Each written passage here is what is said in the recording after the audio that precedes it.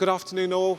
My name is John McCalla-Leacy. I'm a partner and UK head of ESG at KPMG. I'm absolutely delighted to be here with you today. And I want to say a big thank you right at the start. It's been a long day. Thank you for bearing with us. We're nearly there, but I'm really excited and looking forward to this discussion now. As we've been hearing today, a just and a fair transition is crucial. It's incredibly important to help ensure that the current work that many organisations are undertaking in addressing environmental concerns is inclusive and becomes a key model moving forwards, a key model in the intersection between the E, between environmental, and the S, social issues. This endeavour is truly it needs a global coordination. Now, the panellists we have today, and we have two panellists, I'm just checking, it's wonderful. Technology's been with us and working very well all day today. So we've got two panellists remotely. We've got Amit with me here on the stage. I'll introduce them shortly. But the panellists we have today have over 70 years experience working within the investments and advisory sector. And they're bringing some really valuable knowledge and insights to the discussion.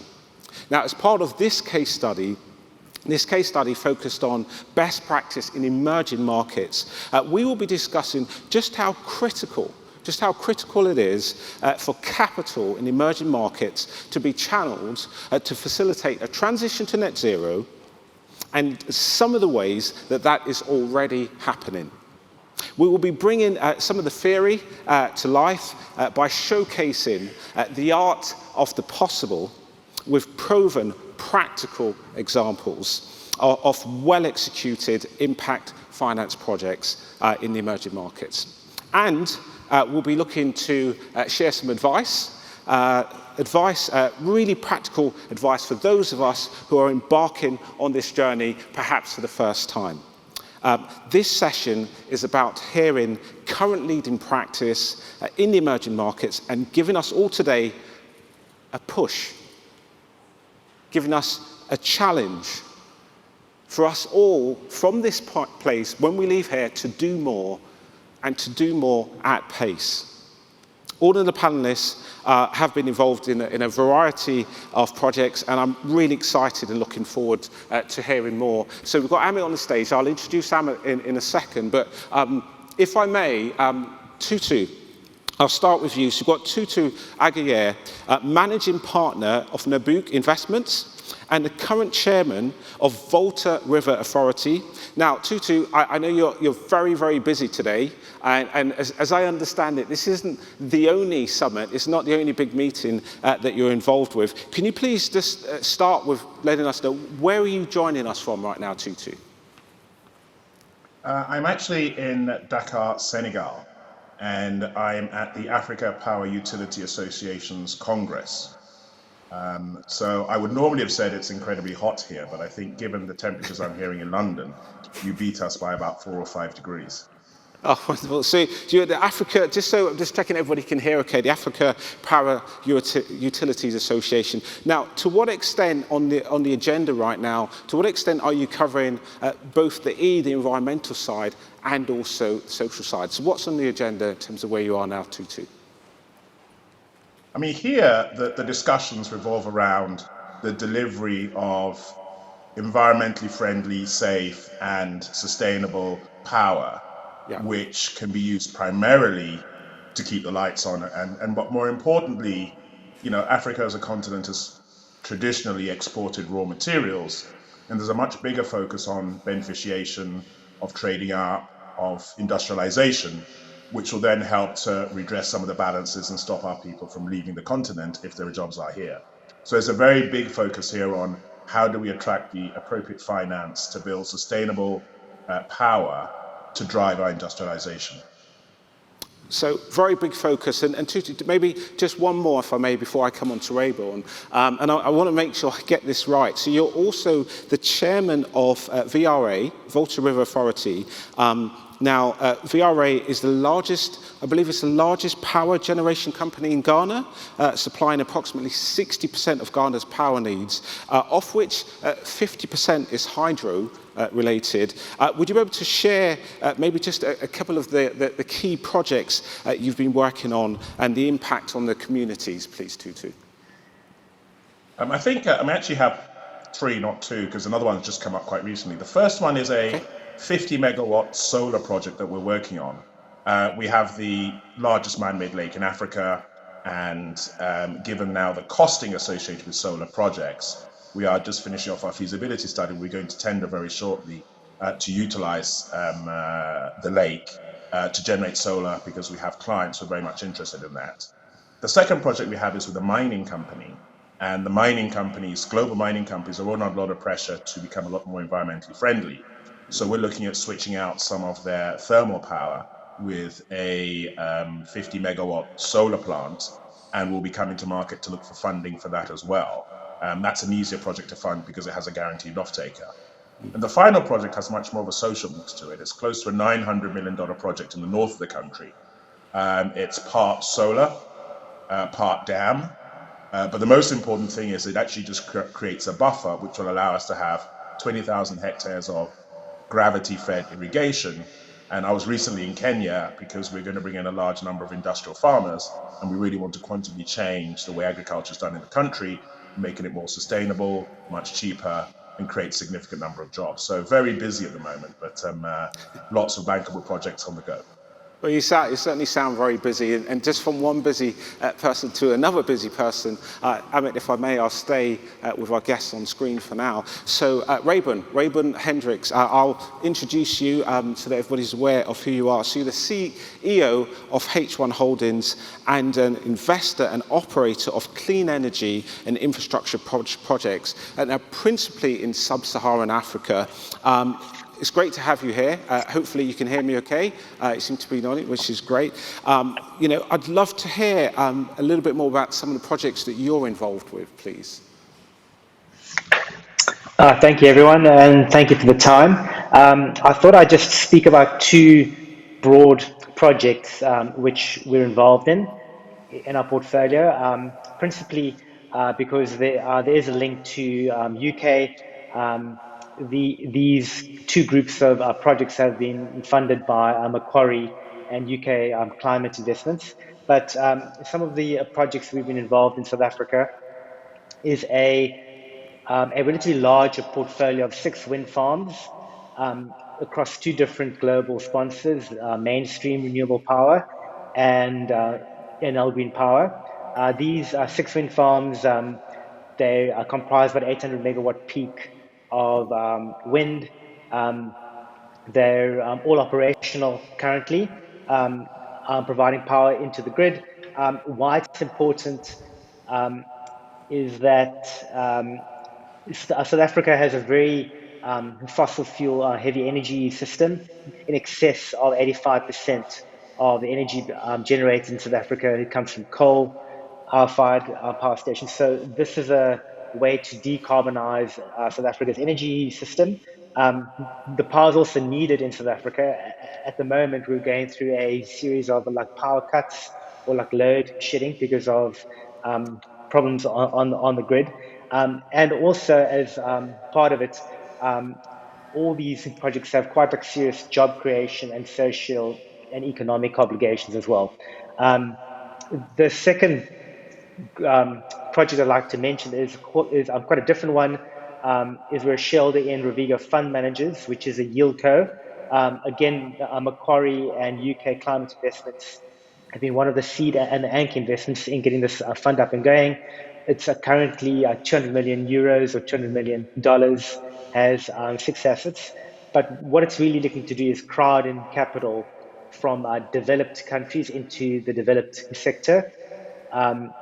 I'll probably explain later, but typically developing countries have a lack of equity capital or capital in general. And what this yield co is designed to do is to crowd in capital and provide existing investors an exit and thus provide liquidity for them. So those are some of the areas in which Macquarie and UK climate investments have been investing in South Africa.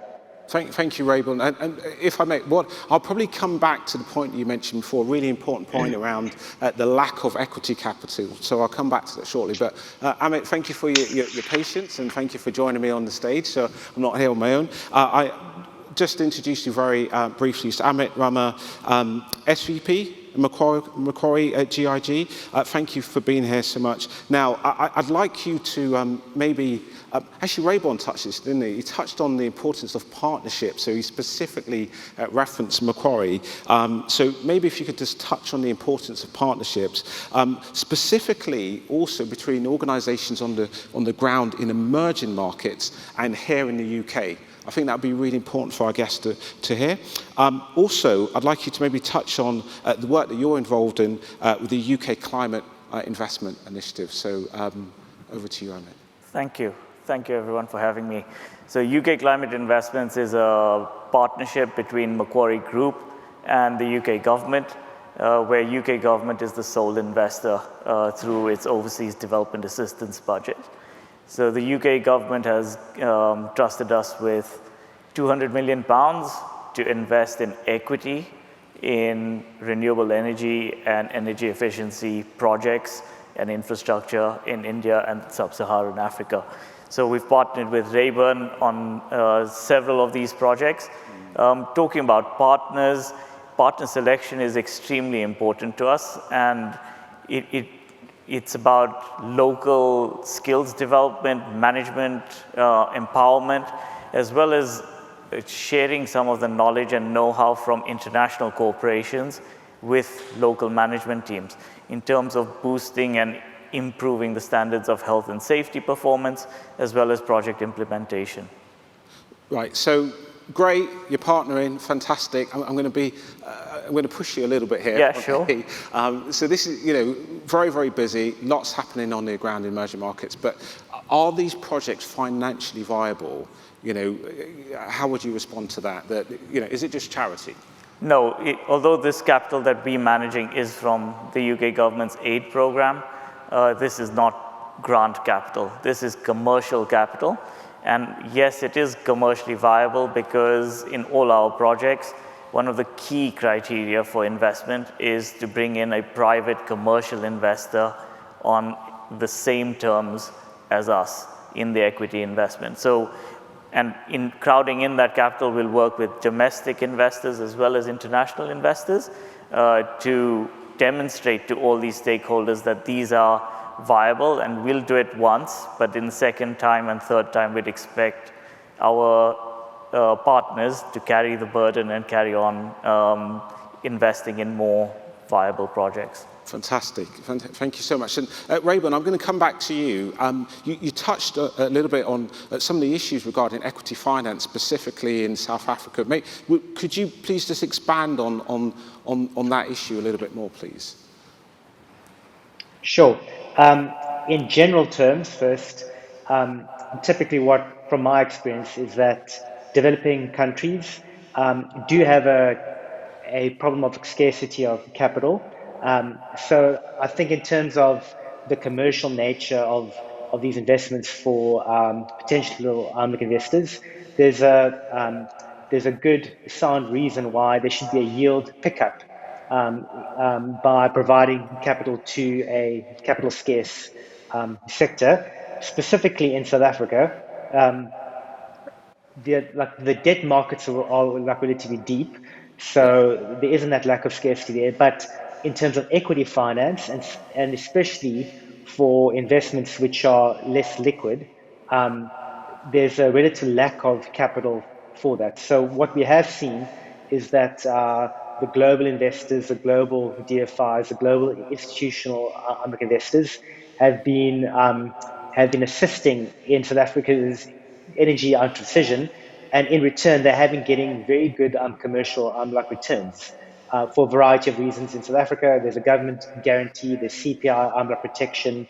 It's a very developed sector in South Africa.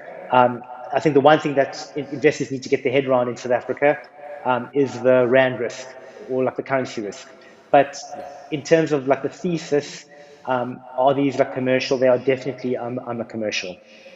Fantastic. So debt market deep, equity market less so, absolutely commercial. Tutu, maybe back to you from a Ghana perspective. What's the situation on the ground there?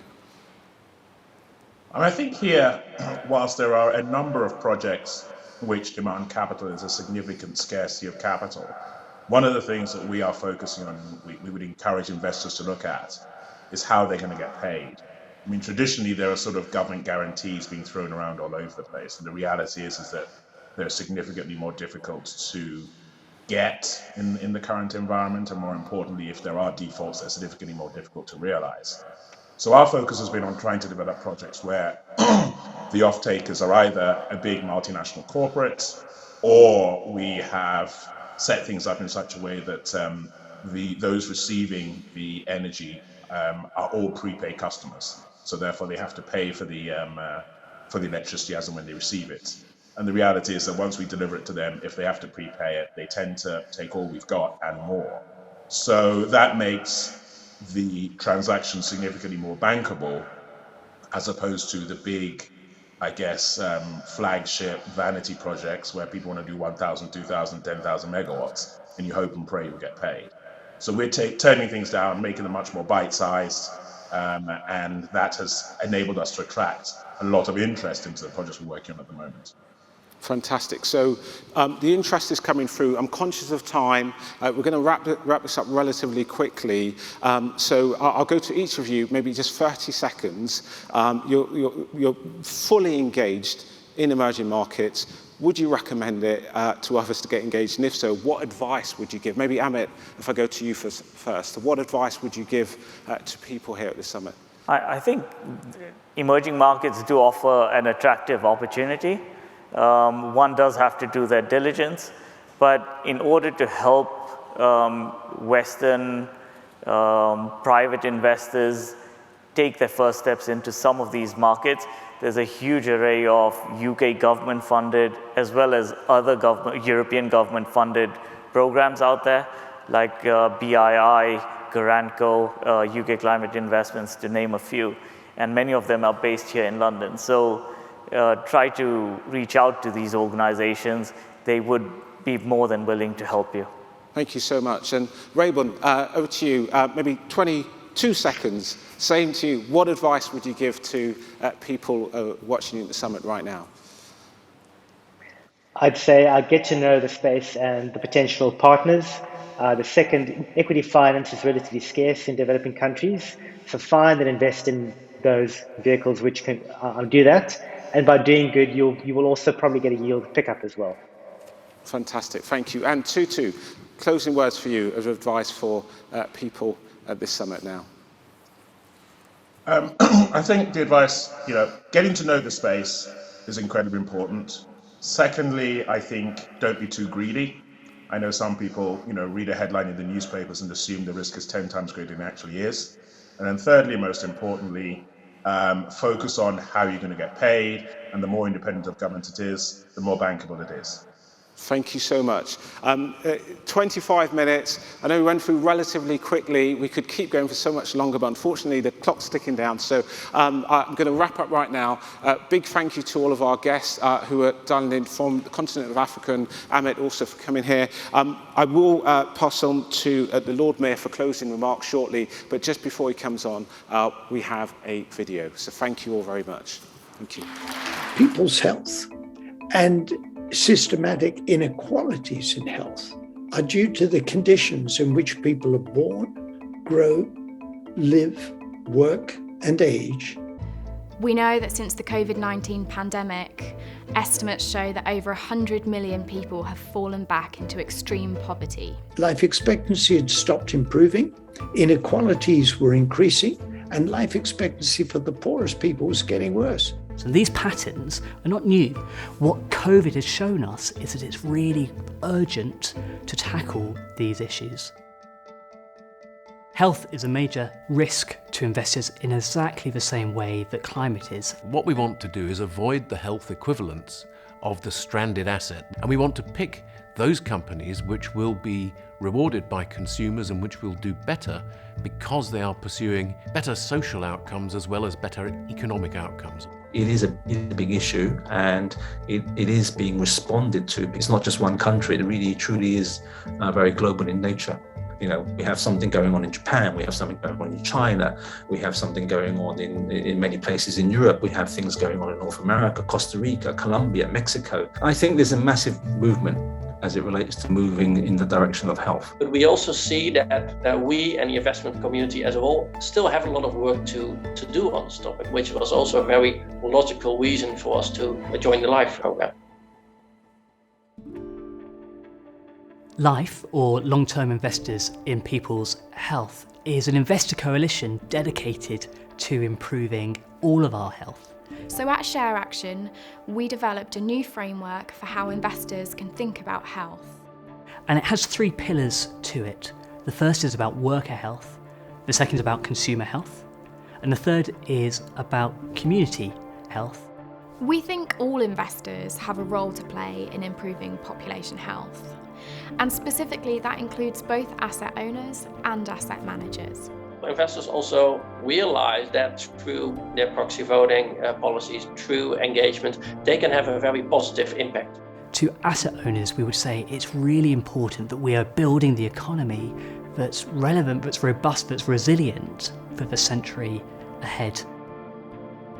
We're delighted to have signed up as members of LIFE. What we are hoping that it will deliver to us is more knowledge on the topics. It enables us to contribute to the development of metrics, of techniques, but also to work together with like-minded investors to really make a change. The worst situation to be in is the market's moved and you haven't moved with the market. This really is a very, very urgent challenge for the investment community.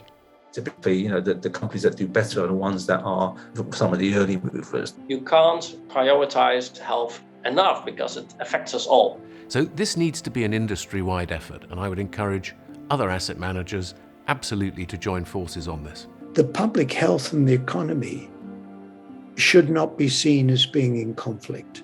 Get one right, you get the other right.